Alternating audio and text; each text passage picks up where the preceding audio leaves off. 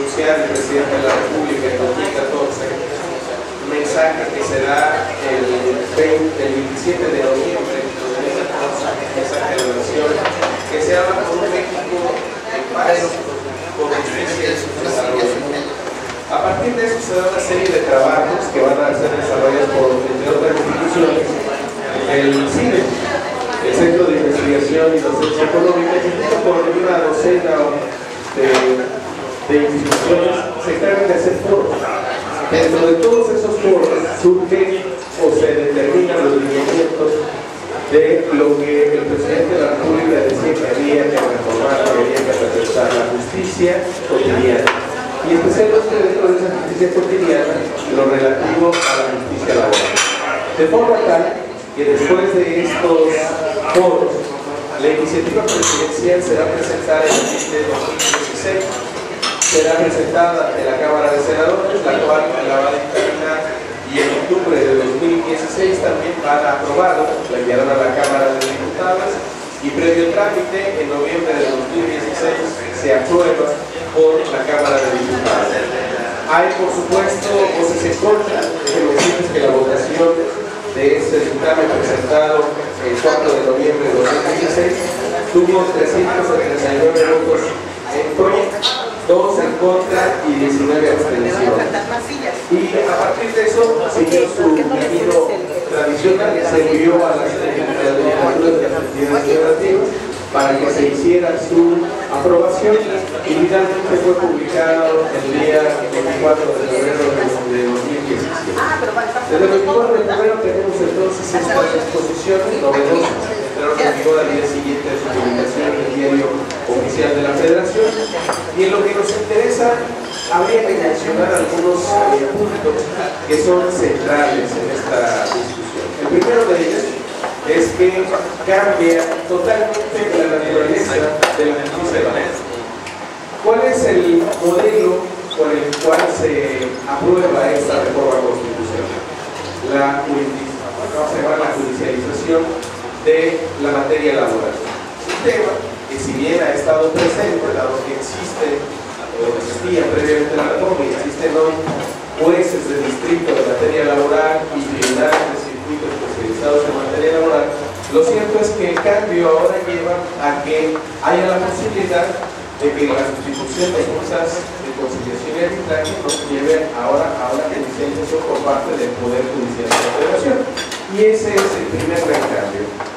Tradicionalmente ubicábamos a la justicia laboral en términos del artículo 123 con una naturaleza autónoma, con una naturaleza independiente del Poder Judicial, que además tenía ciertas características por cuanto hace a la integración de los órganos que se encargaban de impartir esa justicia laboral.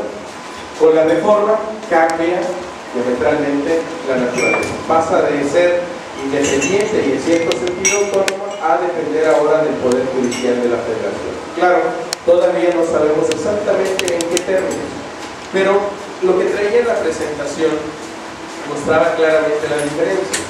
Ponía, por ejemplo, que el cambio de naturaleza de esta justicia laboral nos obliga a repensar exactamente cómo se va a cumplir con el régimen transitorio que está previsto en la reforma constitucional. Nos interesan dos artículos del régimen transitorio, específicamente el artículo 5 y el artículo 6 de este decreto de reforma.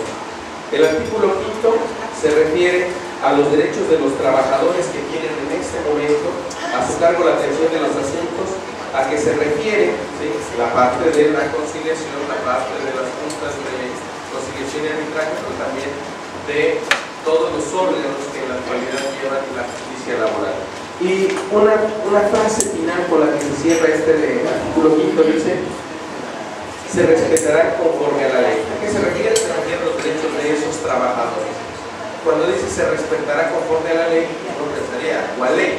Suponemos que a la ley que se dicte precisamente para que el segundo párrafo de ese régimen transitorio se haga realidad. El sexto artículo transitorio de este decreto de reforma se refiere a las autoridades que en este momento están desarrollando todos los procedimientos relacionados con la justicia laboral y que deberán entregar todos sus asuntos, expedientes y todo a a las nuevas autoridades. Pero todo está supeditado, por supuesto, en este régimen transitorio a la expedición de las leyes que, en términos del artículo 2º transitorio, deberán dictarse o deberán adecuarse dentro del año siguiente a la entrada en vigor de este decreto, es decir, de aquí hasta el 25 de febrero de 2018. Ese es el periodo en el cual se tendrán que hacer las adecuaciones o dictar las leyes si fuera necesario. Algunos estados, algunas entidades ya han empezado a trabajar el tema.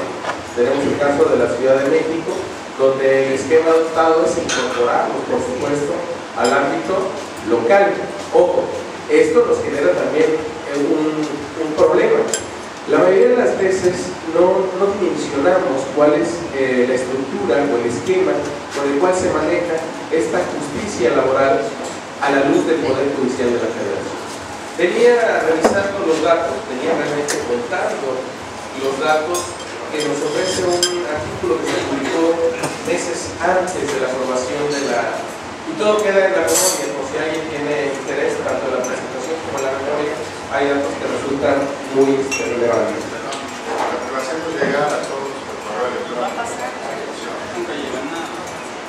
El primero de ellos es que a nivel federal, en el momento en que se está elaborando este estudio, nos encontramos que en los últimos 2 años previos a la reforma, bajo el argumento de una reducción presupuestal, prácticamente las juntas de conciliación y arbitraje, especialmente las juntas especiales que fueron las que se analizaron, vieron una merma en sus trabajadores. Es decir, se encontró que literalmente poco más de 200 trabajadores habían sido dados de baja de la estructura de estas juntas. La Junta Federal de Conciliación y Arbitraje tiene 66 o tenía 66 juntas especiales. Cuando se veía la plantilla de estas juntas especiales, nos encontramos que por las 66 juntas especiales había alrededor de 1.350 profesionistas, 1.350 para 66 juntas especiales. Pero cuando revisábamos la plantilla de juzgados de distrito y tribunales de circuito especializados en materia del trabajo, nos encontramos que la disparidad era enorme. Estamos hablando que solamente contando los 60 tribunales de circuito, nos encontrábamos con nada menos que 90 magistrados, con 90 magistrados que se encargaban de realizar asuntos sobre el tribunal de circuito. Si a eso sumamos, ya hay que verlo en términos jerárquicos, aunque todos sabemos que en el Poder Judicial no hay formalmente jerarquía, nos encontramos después con 30 juzgados especializados. Y eso va a ir sumando los juzgados especializados, los tribunales de circuito, va a ir sumando los secretarios proyectistas, los actuarios, y nos encontrábamos con que el nivel de disparidad laboral o de plantilla entre las juntas especiales y lo especializado del Poder Judicial de la Federación, pues era prácticamente de 2 a 1, es decir, el doble de recursos humanos en el Poder Judicial de la Federación. Claro, lo más escandaloso no era eso, lo más escandaloso eran los salarios que estaban fijados para la Junta Especial o las juntas especiales y los que están fijados para el Poder Judicial. Una disparidad enorme en el momento en que se hizo este estudio, es decir, a principios de 2016, fines de 2015, a principios de 2016.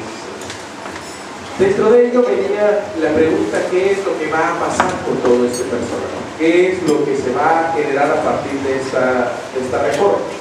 Y una de las principales preocupaciones es la naturaleza, el cambio de estatus o naturaleza jurídica de la justicia laboral. Exactamente qué es lo que trae aparejado. ¿Trae aparejado un cambio en la idea de especialización? No. Si bien nos encontramos con el hecho evidente que en el Poder Judicial de la Federación se tienen 90 órganos dedicados a la materia laboral de manera especializada, más por supuesto la sala, más el propio Tribunal Electoral que resuelve conflictos de carácter laboral entre órganos electorales. Más allá de eso, nos encontramos también con la pregunta de todo este personal que es especializado, que ha sido capacitado durante años, que conoce muy bien todo el tema de la justicia laboral, qué es lo que va a hacer. Y aquí hay dos posiciones. Una de las posiciones dice, bueno, lo normal debería ser buscar su incorporación al Poder Judicial de la Federación. Pero hay otros que dicen no, por eso la reforma previó el cambio de procedimientos. ¿Para qué? Para que no tenga que pasar de manera automática y se tenga que hacer una nueva capacitación o preparación de quienes vayan a incorporarse en el ámbito del Poder Judicial de la Federación a estos órganos especializados. Adicionalmente, de que con la reforma ustedes saben que se crea un órgano descentralizado que se encargará de los aspectos relacionados con la conciliación y con el registro, si mal no me acuerdo, de la parte sindical.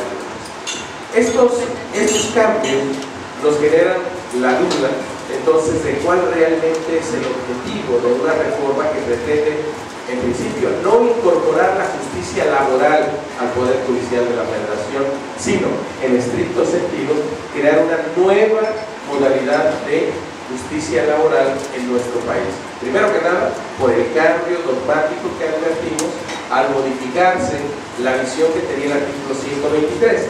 Y el primer señalamiento es cuál es la siguiente reforma que tiene que darse, toda vez que dejar en el 123 la justicia laboral es un contrasentido, toda vez que se va a incorporar al Poder Judicial de la Federación. Es decir, en realidad debería modificarse los artículos relacionados con la integración del Poder Judicial de la Federación para incorporar la justicia laboral, lo cual hace pensar que será necesaria una nueva reforma constitucional para adecuar en términos dogmáticos, en términos orgánicos, esta reforma que eventualmente irá de este cambio, que eventualmente irá acompañado del dictado de nuevas leyes por parte de los órganos federales legislativos, pero también por parte de los órganos legislativos locales. Lo cual quiere decir, en estricto sentido, que no hay todavía nada definido y que eso va a generar o está generando incertidumbre respecto de los mismos procedimientos, porque si cada entidad federativa va a tener cierto margen de maniobra para encargarse de este listado de leyes, pues nos quedamos claramente con la idea de que cada entidad podrá dictar o podrá establecer procedimientos diferenciados. Y esto es sumamente preocupante a la luz de un cambio donde, si ustedes han notado, y sé que lo han notado, un cambio que gradualmente nos ha llevado hacia la idea siempre de una justicia ya no de carácter federal, sino una justicia de carácter nacional. Y lo vieron seguramente en algo que nos dijeron era en realidad un ejercicio de un principio, o más bien la concretización de un principio, el principio de igualdad. Cuando se decidieron eliminar, por ejemplo, las regiones tratándose del salario mínimo, dijeron ya no vamos a tener regiones, vamos a tener un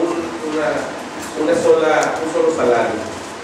Y eso poco a poco ha ido conformando en otros ámbitos también la idea de una justicia de carácter nacional. Los penalistas lo saben muy bien, tenemos ya ahora un solo Código Nacional de Procedimientos Penales. Tenemos por ahí ya bastantes proyectos que buscan que se unifique todo lo relativo a la parte sustancial y procedimental de algunas materias. Y con la justicia laboral pareciera que no se llega todavía a ese punto, lo cual hace prever que, a menos que haya algún cambio, ¿verdad?, nos vamos a encontrar a un modelo que está exactamente retrocediendo respecto de lo que se había avanzado. Pero eso es en términos, insisto, de perspectiva legislativa. No sabemos hacia dónde se va a caminar, dónde van a caminar las entidades federativas en torno a este tema, lo cual, en principio, dado que se trata de un ejercicio más de, a mi parecer, es una posición personal, más de experimentación, nos hace prever una nueva reforma donde al final se busque unificar todo lo que tiene que ver con la justicia laboral. Y eso tiene también que ver con el hecho de que durante años nos hemos centrado en la búsqueda de soluciones, vamos a llamarle, parciales a los problemas de justicia. Si ustedes ven, y que en el ámbito laboral, pues sabemos que ha tenido una serie de cambios y bajos que inician literalmente con la expedición de la Constitución de 1917. No hay que olvidar que el modelo de los derechos de los trabajadores, y por tanto el modelo legislativo laboral, empezó como un ámbito no de estricta aplicación federal. Lo que nosotros conocemos como la Ley Federal del Trabajo, en realidad al inicio era una potestad que tenían las entidades federativas. Todos los estados tuvieron al principio que dictar su legislación laboral, que después se empezó, por supuesto, a unificar hasta llegar a la actual Ley Federal del Trabajo, sabiendo que nosotros tenemos incluso legislaciones particulares, tratándose, por ejemplo, del régimen burocrático, o en el ámbito específico, ¿verdad? En el ámbito, hoy diríamos, de la administración pública, porque pertenece a la Secretaría del Trabajo, Secretaría del Trabajo y Previsión Social, en algunos casos, aquí ya no sé cómo quedó con la nueva ley orgánica de la administración pública, pero nos encontramos con que hay una diversidad en torno a la justicia laboral y que eso eventualmente puede cambiar con una reforma que modifique esto que se acaba de dictarse en febrero de 2017. ¿Es relevante? Sí es relevante, porque lo que pase en 2018 definirá en gran parte el futuro de esta reforma constitucional. Es decir, dependiendo quién llegue a ocupar la presidencia de la República, quien se haga con el control de los congresos, tendremos también una u otra dirección respecto de esta reforma en materia laboral. Y resulta relevante porque lo que vemos en esta reforma, en este momento, más allá de que se diga que se van a respetar los derechos de los trabajadores conforme a la ley, lo que vemos en realidad es una total incertidumbre en el ámbito laboral. Eso es lo que veo, lo que tengo así de bote pronto. Me hubiera gustado que leyéramos todos, ¿verdad?, allá en el proyecto o en la pantalla lo que yo traía preparado para ustedes, pero bueno, no hubo la oportunidad porque se me olvidó decirle a quienes me invitaron que iba a traer una presentación. Pero bueno, yo creo que con eso podríamos empezar un diálogo del que yo me podré siempre apoyar en estas diapositivas, y además no puedo ni manejar, ya me di cuenta, porque le doy enter aquí. A mi edad ya esto es tecnología de punta y es difícil. Solamente les diré cuáles son los pendientes que quedan para que se advierta la dificultad, los pendientes que quedan tras la reforma constitucional y para lo cual se tiene a partir del 25 de febrero a más tardar un año. La primera es la elaboración de las leyes secundarias relacionadas con el derecho de huelga o a huelga, fijar el número de trabajadores para la demanda de la firma de un contrato colectivo, entrar en un proceso de transición de las juntas federal y local al Poder Judicial, federal o local, determinar presupuestos de operación, creación de centros de conciliación especializados y capacitación de los actuales trabajadores de las juntas que puedan incorporarse al nuevo sistema de justicia laboral si fuera efectivamente ese el objetivo, que no está definido realmente en la legislación. Esa es una presunción que tenemos. ¿Cómo vamos a desperdiciar recursos humanos que tienen una formación, una capacitación durante años? Es lo lógico, pero ustedes saben que en este país lo lógico ha dejado de tener cabida en los espacios de decisiones gubernativas. Así que yo dejaría ahí, ustedes me dicen por dónde caminamos y yo con todo gusto respondo sus preguntas.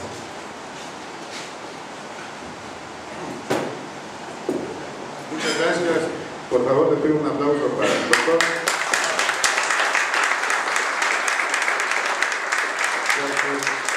Seguramente las preguntas que vienen, pues bueno, van a tener mucho quisquillo. ¿Sabe si son de preguntas y respuestas que quiera participar? Por favor, levante la mano. Solamente los socios pueden participar con el estatuto. Licenciada Virginia Serrano.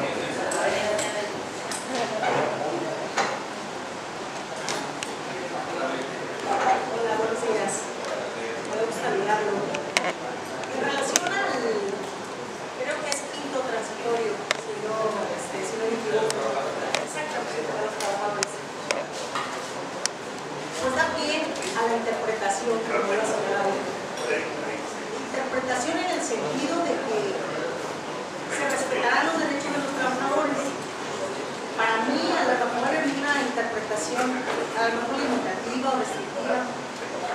lo veo desde el ámbito laboral, ¿no? Respetar los derechos conforme a la ley laboral, quiero pensar, por el trabajo desempeñado durante muchos años en las juntas de conciliación. Sin embargo, al quedar extintas las juntas de conciliación, pues como consecuencia se termina la relación laboral con los trabajadores. Entonces, ojalá que sea de la manera en que lo ha manifestado, porque si bien es cierto que las juntas de conciliación tienen sus deficiencias, habrá personal que quizá merece una oportunidad como para ingresar a los nuevos tribunales. Pero yo lo interpreto así, a lo mejor de manera limitativa.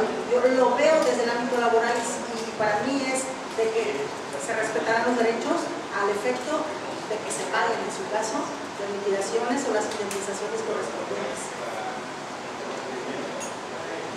Voy a leer el artículo 5 transitorio para que se vea qué tanto juego queda la interpretación.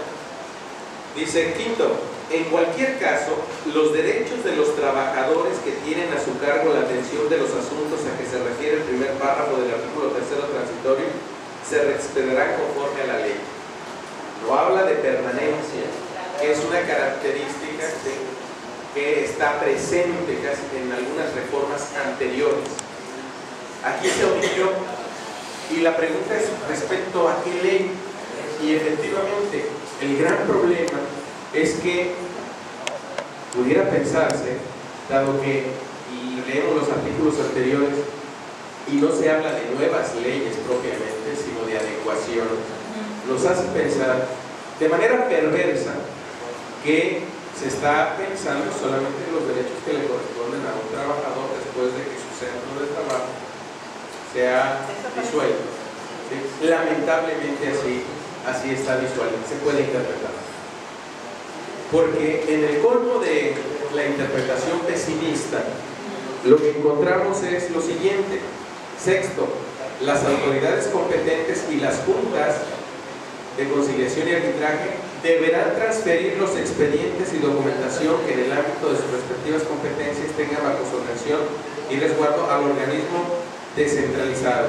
Eso es la parte de las sextas, el segundo párrafo. Y primero, igual, deberán transferir procedimientos expedientes que en el ámbito de su competencia tengan bajo su atención a los tribunales laborales y a los centros de conciliación que se encargarán de resolver las diferencias y los conflictos entre patrones y trabajadores. Dado que ella no insiste, pues se les está diciendo, no se les olvide que tienen que entregar todo antes de irse. No se vayan a ir y cierren con llave, no dejen abierto, pero váyanse de manera pesimista. ¿Qué es lo que la lógica para un académico diría debe prevalecer? La lógica que debiera prevalecer es la de trabajadores, recursos humanos que conocen la materia, deberían quererse resolver todos los asuntos, deberían incorporarse. Eso es el ideal.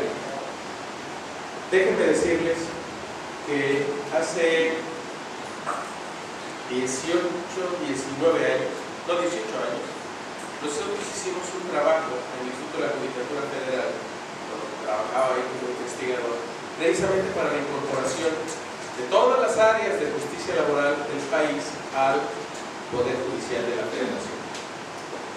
¿Qué fue lo que resultó? Lo que resultó fue que había demasiados vicios en términos académicos y en términos sociales que estaban presentes en el ámbito de la justicia laboral.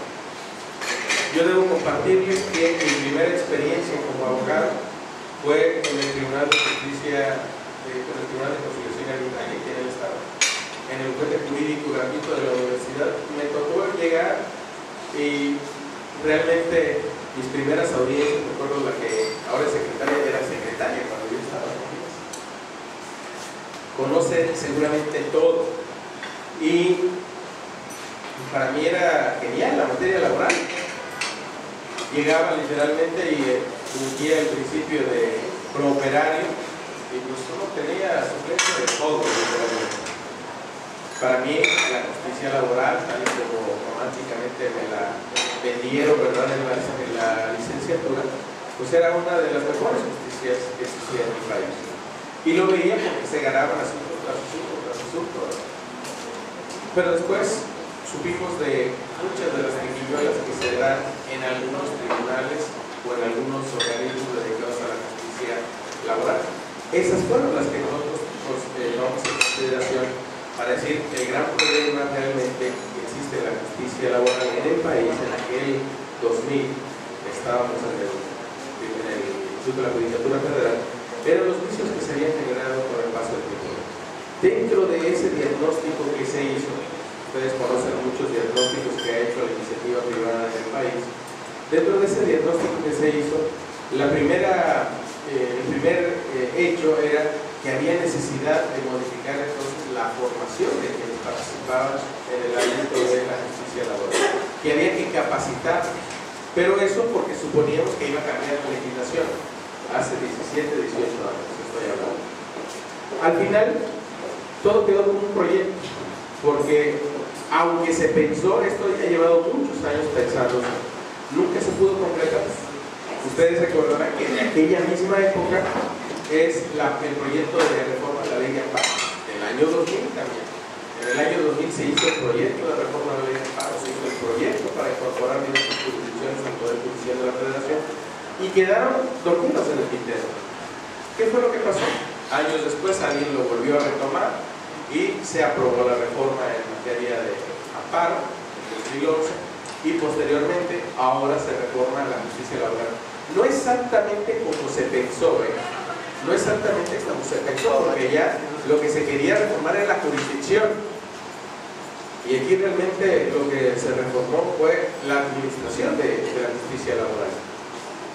Este cambio entonces ya estaba pensado, se ha estado reflexionando sobre el mismo durante muchísimos años. Sabemos que no es lo único, sabemos que hay proyectos que buscan unificar la jurisdicción ya de manera definitiva en el país. Por eso les digo, el caminito que se ha seguido es el de nacionalizar la justicia, pero no hay alguien que tenga el suficiente peso político desde aquellos años. ¿Por qué? Porque si ustedes recuerdan, ¿cuándo fue la última vez que tuvimos un congreso donde alguien tenía la mayoría?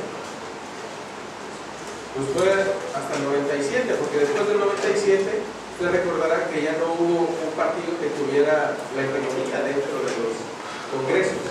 De ahí viene que haya habido la necesidad de empezar a ver todo en reformas parciales. ¿Por qué? Porque se tenía que negociar, se tenía que llegar a un consenso con los demás integrantes de los congresos. En pocas palabras, se tenía que ser política. Y este es un proceso de negociación política, donde dijeron, bueno, esto sí pasa, esto no pasa. ¿Dónde se lleva a cabo esa política? En las comisiones. En las comisiones se dice esto sí, esto no. Y en ocasiones, el proyecto original, la idea original, que fue la que estaba presente en los foros, se aceptaba.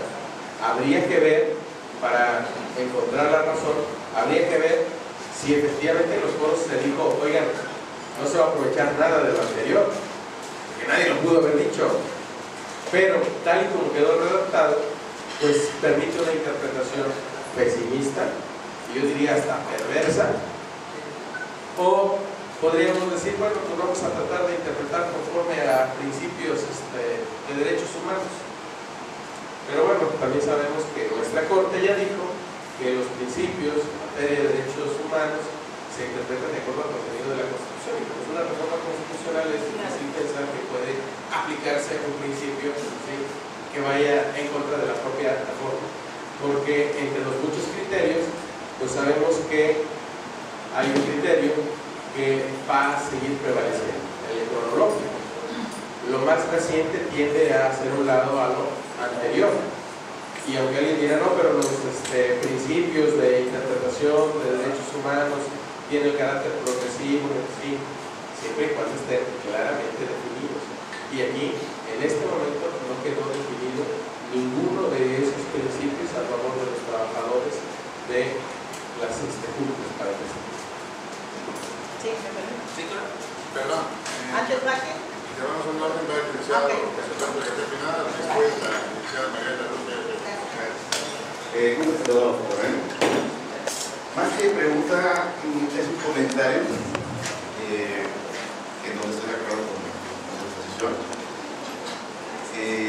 La Ley Federal del Trabajo, sinceramente, no necesita una reforma tan drástica como la que se hizo, porque finalmente ya teníamos suficiente jurisprudencia para poder llenar esas lagunas correspondientes. Mi sorpresa fue bastante. En mi caso soy abogado patronal. Esa reforma, cuando vino la suspensión de salarios caídos por un año, nada más para un trabajador, yo consideré que los sindicatos iban a hacer algo al respecto. No se pasó nada. Únicamente se aumentaron las multas y se generaron ciertas multas, ¿no?, por unidad del premio. Esta nueva ley supuestamente se hizo para darle serenidad al procedimiento, y lo que hizo es aletargarlo, porque antes pudiera ser que por convenio de las partes o por determinación de la Junta desahogar la etapa de conciliación, demanda de excepciones y ofrecimiento de pruebas. O la ley dice que no, que es nada más conciliación y demanda de excepciones, y hay una audiencia de conciliación previa. Pero la realidad es que siempre la primera audiencia tratamos de diferirla por lo que se quiere, ¿no? Con la idea de que se va a arreglar.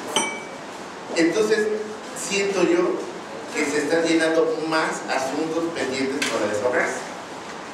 Por el otro lado, con la reforma constitucional, efectivamente, se está generando una incertidumbre tanto para los litigantes como para los servidores públicos de cómo vamos a quedar.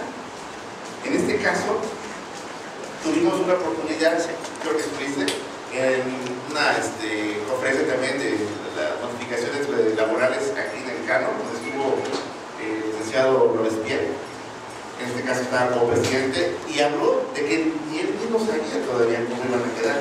Él prometió únicamente, ¿verdad?, que estaba en disposición de tomar toda la infraestructura humana para que continúe la relación. Pero el detalle es que también nosotros como abogados decimos, bueno, ¿qué va a pasar? La naturaleza de un juicio laboral ante conciliación de arbitraje, ¿cómo se va ahora a traducir ante un juzgado? En primer lugar, ahorita el Estado de Guerrero no tiene dinero, y yo no sé si la Federación va a tener suficiente como para poder darnos para que se construya un juzgado. Luego viene la generación de la ley orgánica, la modificación de nuestra Constitución, y yo creo que esto va para acá. Habla usted de unas nuevas reformas, y en serio que eso estaba para atrás. Yo, desde mi punto de vista, era únicamente reforzar a lo que es conciliación arbitraje. Igual, meterlos a ciertos exámenes de actualización, y el que no sepa, que se vaya, y el que tiene los conocimientos, que se quede. Recuerdo que desde hace, no sé, creo que más de 5 o 6 años, no más, ya estaba el decreto para la existencia de la tercera Junta Local de Conciliación Arbitraje, y quedó en el limbo. Así que sí estoy de acuerdo con eso, más que nada es los comentarios. Gracias.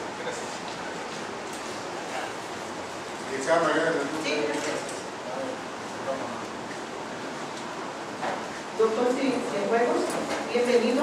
Gracias por venir a compartir sus conocimientos en este tema tan importante hoy en día, que nos tiene muy atentos, no preocupados, como abogada litigante estoy hablando. Mire, la reforma sí, a mi juicio, tiene varios aciertos. Había o hay una realidad en la Administración de Justicia Laboral en todo el país que motivó la reforma. Los intereses que se mueven en las juntas pues son muy fuertes. En efecto, el sector empresarial pesa mucho. Lo manejan de manera política, y en esas cuestiones afectan y vulneran los derechos de algunas partes. Ahora bien, la reforma trae una exposición en el sentido de que ya no se aguanta en las juntas la administración de justicia de algunos funcionarios que se han visto vergonzosamente involucrados en actos de corrupción a nivel país. Entonces, pues el sistema de justicia en México ya no aguanta. Eso motivó el sistema de justicia penal, motivó en el sistema sistema mercantil y motiva la reforma hoy. Estamos de acuerdo en lo que dice el transitorio. Se extingue la materia del trabajo, pues se extingue, ¿verdad? No puede subsistir la relación laboral, pero sí cuidó de que todos los trabajadores les sean respetados sus derechos, implican todas sus prestaciones. Ahora bien, en efecto, tratándose de nuestro estado de Guerrero, vimos la reforma al sistema de justicia penal, que usted se la sabe al dedillo, en el sentido de los defensores de oficio. Yo estoy considerando que va a ser la misma temática. Los compañeros y amigos de la Defensoría Pública, con 30 años de antigüedad, entonces los pasan de un poder a otro, donde les borraron de tajo todas esas prestaciones, y hoy están en la incertidumbre de que ni el propio Poder Judicial les asegura su permanencia. Y luego, de manera política, los han engañado porque les dijeron que les iban a pagar todas sus prestaciones para que se generara otra nueva relación con el Poder Judicial del Estado. No es cierto. Entonces, gente con mucha experiencia se queda en la incertidumbre total porque ya están grandes, compañeros de 50, 60 años, y en el Poder Judicial traen otra temática, que ahora se tienen que someter a una serie de exámenes que son desconocidos y en desventaja para los defensores de oficio, porque ellos no caminaron junto con la capacitación del Poder Judicial. Entonces, los compañeros de las juntas de conciliación y arbitraje, que tienen mucha experiencia y que no han sido cuestionados, tienen todo el derecho de pasar al Poder Judicial, pero previa evaluación, es decir, de que los contraten, previo examen y evaluación y el análisis de cada uno de sus expedientes, porque si no, la reforma pues no tendría caso. Aprovechar el talento y la experiencia, por supuesto, pero debe de haber una evaluación y examen y revisar su conducta como funcionarios. Eso es por un lado. Y por otro lado, los jueces, tengo conocimiento, en el Poder Judicial del Estado de Guerrero ya se están preparando. Hay varios jueces en el Poder Judicial que aspiran a ser jueces laborales. Considero también, y respetos para los jueces, que no tienen ninguna experiencia en la materia y que sería un retroceso. ¿Por qué? Porque no conocen la materia laboral, y la materia laboral no se aprende en un curso ni en un diplomado. Entonces sí estoy de acuerdo y ojalá sea considerada pues nuestros puntos de vista, que sí se aproveche la experiencia, el talento de los compañeros de las juntas de conciliación y arbitraje, pues que no estén cuestionados. Totalmente de acuerdo. Totalmente de acuerdo. Tengo que decirles que el caso de los defensores es exactamente un caso que ni mandado a hacer. Cuando se discutió, porque hubo mesas en las que yo tuve la suerte de participar, cuando se discutió era obvio que no tenía ningún sentido trasladar una dependencia, ¿sí?, solamente a otro poder a efectos de cumplir con un trámite administrativo. Y como se menciona, había gente que llevaba no sé cuántos años, no sé si 30, pero había personas que llevaban todo el tiempo del mundo. Se había detectado que también presentaba una serie de problemas evidentes, sobre todo porque no todos querían ir a ser comisionados o asignados o adscritos a muchos lugares del estado.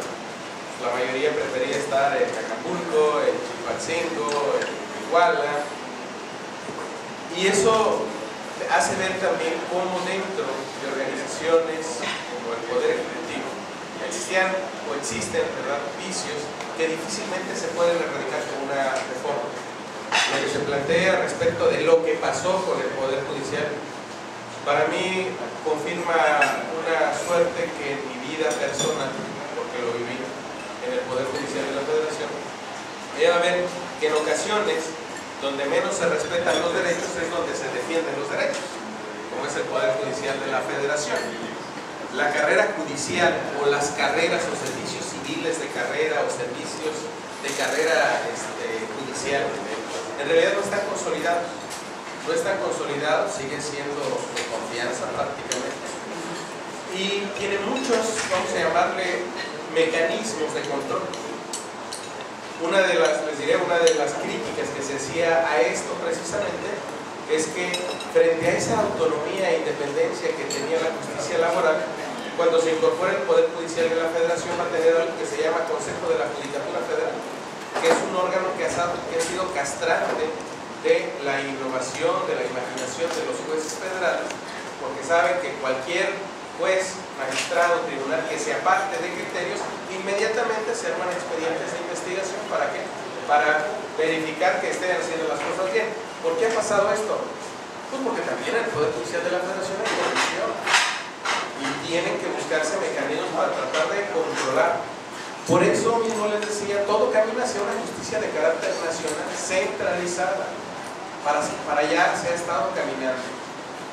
Y el otro punto, que me parece también sumamente relevante lo que ha dicho la abogada, es el de que el mejor ejemplo de que las cosas no se aprenden en un curso de un día para otro es, por ejemplo, el sistema de justicia penal. Tenemos ¿cuántos años? 9 años. Y nuestros penalistas a lo mejor sí están preparados. Yo conozco muchos abogados que de su bolsillo decidieron empezar a prepararse, ir a cursos y demás. Pero ¿qué pasó en los órganos jurisdiccionales y también los órganos administrativos? Se prohijó una simulación, una corrupción muy fuerte durante los primeros años. Tenemos, y ustedes deben conocer alguno, tenemos especialistas, maestros y doctores en nuevo sistema de justicia penal, en juicios orales, que cuando les preguntan las cosas básicas, no las saben. ¿Por qué razón? Porque dice la compañera, eso no se aprende, ¿sí?, en un curso. En un curso ustedes aprenderán principios, bases teóricas, pero realmente el desempeño de la justicia penal reside en los operadores, en que los operadores realmente conozcan. Y aquí el gran problema es que son demasiados operadores en todo el sistema. ¿Empiezan dónde? Con la policía, siguen con los fiscales o los agentes del Ministerio Público y va subiendo. Y lo que dice la compañera es cierto, el Poder Judicial, a través de las partidas que se entregaron por el gobierno federal para la implementación del nuevo sistema, los poderes judiciales sí lo aprovecharon, porque tenía que ver con el órgano implementador. En Guerrero, ¿cuál fue el órgano implementador que asumió todo el manejo de recursos? Fue el Poder Judicial. Y el Poder Judicial empezó a preparar a todos sus servidores públicos con diferentes grados de formación y preparación, haya sido como haya sido, diría. Pero al final del día, uno tras otro, a golpe de jurisprudencia y a golpe de curso, al final del día nos encontramos con que la mayoría de los servidores públicos en el ámbito judicial tiene una formación mucho mejor que la de la Procuraduría, de la Fiscalía o, en el caso particular, de las policías. Claro, ¿cuál es el problema? Que para cuando llegue todo ante los funcionarios que sí están capacitados, lo más probable es que ya no haya juicio. Es lo más seguro. Por las deficiencias que presentan los otros operadores del sistema. Y aquí me parece pasa exactamente lo mismo. Los principios implícitos e implícitos en la justicia laboral nos exigen una forma de pensar totalmente distinta, porque la mayoría de las veces nosotros solamente lo vemos a partir, yo les decía, de ese principio prooperario, pero hay algo más. Me parece que si hay vamos a llamarle, un ámbito donde la idea de justicia social se hace evidente, es la justicia laboral. La justicia laboral ha tenido esa caracterización. Claro, a muchos ya no les gusta, en plena época del neoliberalismo.